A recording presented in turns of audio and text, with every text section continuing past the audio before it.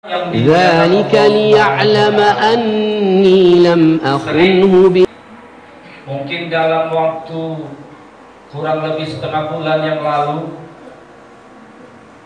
ayat ataupun hadis yang menceritakan tentang bagaimana situasi bulan Ramadan, tentang bagaimana kita menyambut bulan Ramadan, dan bagaimana kita senangnya untuk menyambut bulan Ramadan ini, mungkin telah kita dengar dan kita pun juga mungkin telah paham.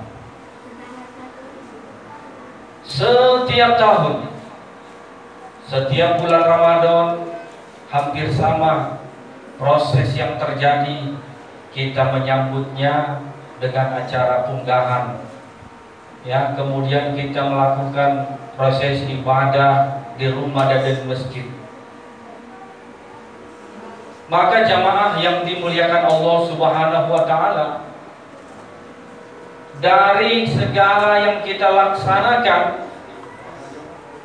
ibadah-ibadah yang kita lakukan selama di bulan Ramadan ini, maka hasil dari akhir yang diharapkan oleh Allah Subhanahu wa Ta'ala dalam Al-Quran surah Al-Baqarah, yaitu la'allakum tattaqun.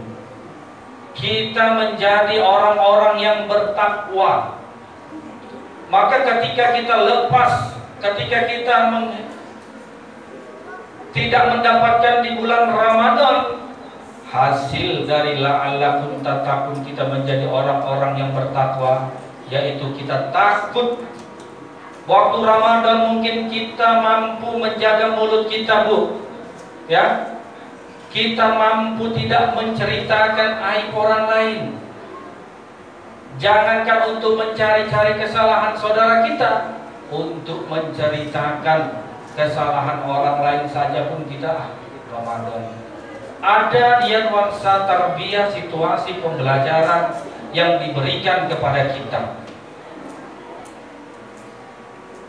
Maka hasil dari proses pertarbiyah pembelajaran selama di bulan Ramadan ini, maka harus kita bawa juga lah ketika Ramadan nantinya meninggalkan. Mungkin selama di bulan Ramadan ini kita mampu hadir di masjid musola untuk melaksanakan sholat berjamaah, maka setelah Ramadan terlebih-lebih haruslah kita mampu untuk memakmurkan yang namanya masjid Allah Subhanahu wa Ta'ala. Karena salah satu orang yang beriman yaitu mereka yang memakmurkan masjid Allah. Innama ya'muru masajidallahi man amana billah. Ini salah satu kata. Maka ketika kita mampu hari ini pergi sholat maghrib, sholat isya, sholat subuh secara berjamaah, maka kita harapkan dengan berakhirnya Ramadan nantinya kita juga semakin sering datang ke masjid.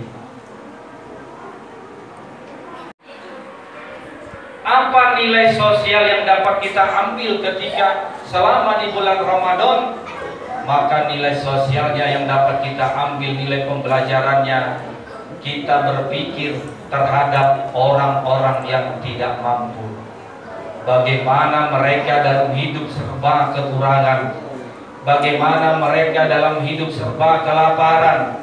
Bahkan kalau kita lihat di media televisi, ada seorang ibu yang sampai tega membunuh anaknya gara-gara faktor ekonomi, karena kelaparan, tidak rela melihat anaknya kelaparan, tetapi jalan yang diambil dengan membunuh anaknya dan dia pun bunuh diri. Banyak kejadian-kejadian dari saudara-saudara kita yang tidak mampu sehingga sampai-sampai menggadaikan agamanya, terlebih-lebih menggadaikan nyawanya. Maka tarbiyah di bulan Ramadan ini dengan kita merasakan betapa luar biasanya haus dan dahaga, maka jadilah kita jadi manusia-manusia yang bermurah hati. Maka paling tidak di akhir Ramadan nanti kita mengeluarkan yang namanya zakat fitrah. Itu paling minimal zakat fitrah. Ya, 2,5 atau 2,7 kilogram dari makanan pokok yang kita makan. Itu minimal. Tapi kalau ada zakat kita Bapak dan Ibu, kita kelebihan harta, mungkin kalau kita hitung nisab kita telah mencapai, haulnya sudah mencapai, maka wajiblah zakat tersebut kita keluarkan. Kalau tidak, zakat harta yang tidak kita keluarkan, yakin Bapak dan Ibu, maka dia akan keluar dengan sendirinya. Nggak ada cerita harta kita timbun-timbun. Ini hartaku sudah mencapai sekian ratus juta sekian. Maka yakin bahwasanya harta yang sudah mencapai hisabnya, dia akan keluar dengan sendirinya.